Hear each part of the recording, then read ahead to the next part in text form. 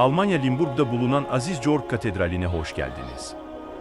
Limburg'daki katedral eşsiz bir yerde Lahn Nehri'nin yüksek bir kayasında kendini sunmaktadır. Bu 7 kuleli katedral Ulu Kudüs'ü hatırlatmaktadır. Bununla ilgili bir ilahide şöyle söylenmektedir: göklerden yeryüzüne inen büyük bir şehir meydana gelmektedir. Aynı zamanda katedral uzaktan adeta şehrin ve yörenin bir tacı olarak görünmektedir. Katedrale muazzam ana girişten girenler, ibadethanenin zarafetinden ve mimari ritminden etkilenirler. Onları içeride dinin güzelliğinden bahseden ve aynı zamanda o zamanın işverenin ve sanatçının tevekkülüne dair tanıklık eden çeşitli ve çok kıymetli sanat eserleri beklenmektedir. Yapım tarihi: 910 yılında Kont Konrad Kurzbold Kalesi'nin bulunduğu araziye bir kanonik vakfı kurulmuştur.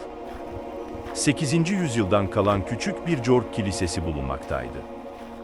1058'de kutsanmış olan daha büyük bir kilisenin inşasının başlamasıyla oldukça küçük olan Georg Kilisesi'nin yıkımı gerçekleşmiştir.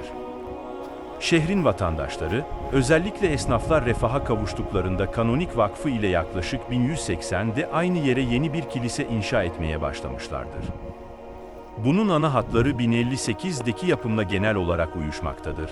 Ancak 4 katlı yapı olarak yüksekliği oldukça büyük olmaktadır.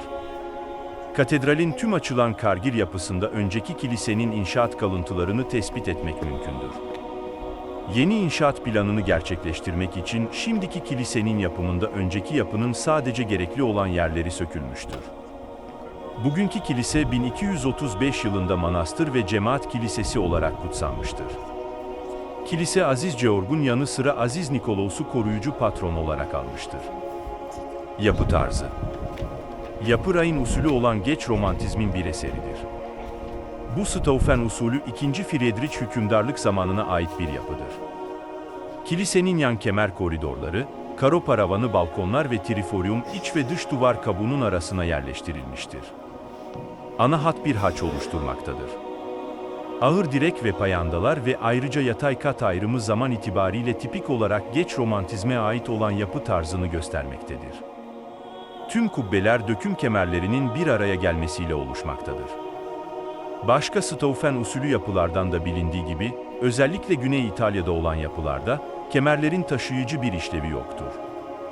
Yapı fikri: bu kiliselerle gökyüzü canlandırılmak istenmektedir. Yuhanna vahyindeki tasvir okunduğunda, bu kiliseye de uyduğu görülmektedir. Ben Tanrı'nın yüce şehri, Yeni Kudüs'ün yeryüzüne indiğini görmekteyim. Bir gelin gibi seslenmiş 12 havarilerinin temel taşı üzerine inşa edilmiştir. Bu kilisenin 7 kulesiyle birlikte yukarıdan indiği algısı tasvir edilebilir. Renkli dış bina cephesi gelinin takısını hatırlatır. İnançlarının temeli olarak 12 havariyi 12 ağır direklerde yeniden bulmaktayız. Birçok aktarlar gökyüzü şehrinin aynı açık kapıları gibidir. Bu göksel şehrin ana caddesinde bulunduğunuzu ve Orta Çağ'ın göz alıcı yapılarının bina cephesi boyunca göksel evlerinin içine baktığınızı düşünün. Bu algı özellikle dış geçitin 3 seviyeli yapılmasıyla güçlenmektedir. Pencere yüksekliğinde ve dış tarafta olan 4. bir dış geçit yapılmıştır. Bu yüce şehirde oturanlar mevcuttur. Balkon çıkışlarındaki pencerelerde havarilerin yapım heykellerini, daha başka peygamberleri ve azizeleri görebilirsiniz, inançlarının öncüleri. 4 dikdörtgen kemerin en önemli yerinde Mesih İsa tahtın üzerinde dünya yargıcı olarak gösterilmektedir.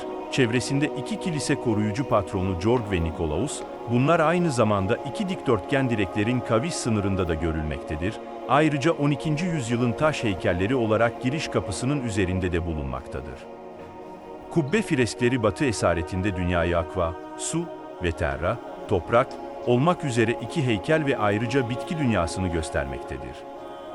İkinci son derece mükemmel tutan kubbe freskleri daha doğuya doğru kilisenin yolunu cennete giden bir yol olarak gösteren başmelekler Mikail ve Cebrail'i göstermektedir.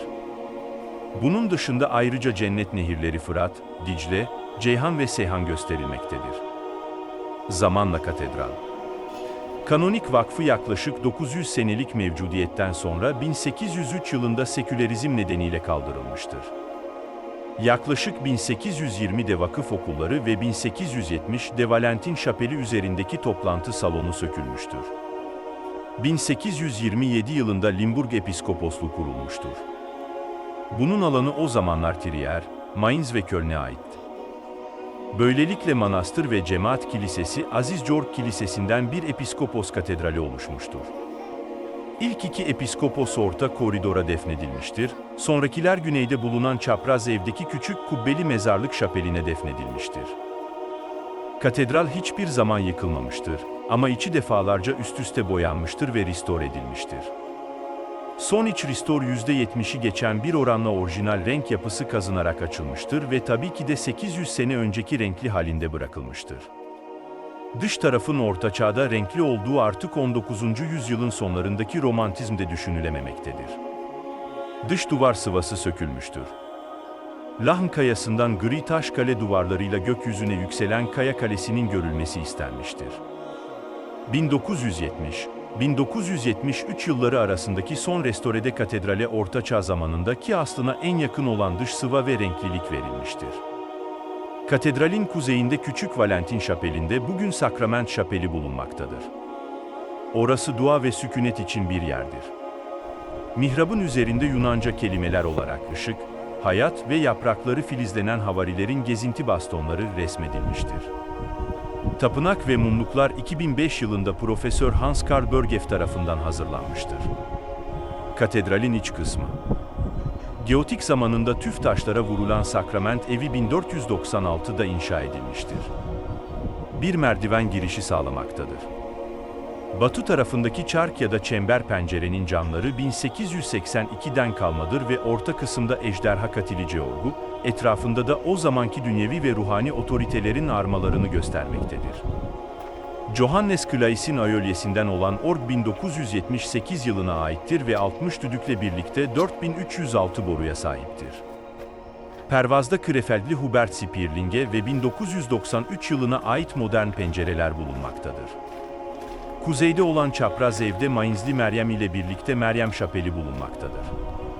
Kubbede zamanla siyah olan Meryem'in gümüş laleleri bulunmaktadır.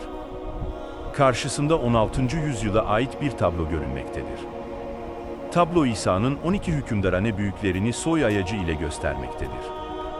Musa, Harun, Daniel ve Hezeykel diğer tarafları süslemektedir.